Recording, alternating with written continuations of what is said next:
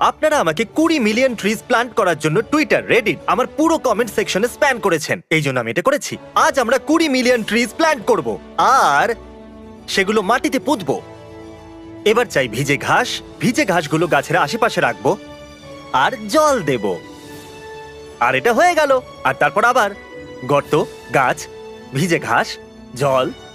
আর এগিয়ে যাবার আগে আমাদের সঙ্গে আছে সারা, ইনি ট্রি প্ল্যান্টিং এক্সপার্ট। এই চারা গাছটা কি বড় গাছে পরিণত হবে একবার দেখে বলুন। আমি প্রথমে দেখবো এটাকে টানলে বাইরে বেরোবে কিনা। যদি না বেরোয় তাহলে ভালো কাজ শুধু করেছো। 19,999,980 আরো গাছ বাকি আছে। চলো।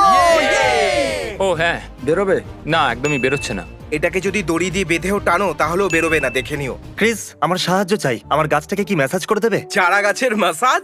এটাই পর থেকে বেরোচ্ছেই না। আরে ভাই, এটা তো পাথরের মতন শক্ত। এই নাও ধরো। তো গাছেদের সাথে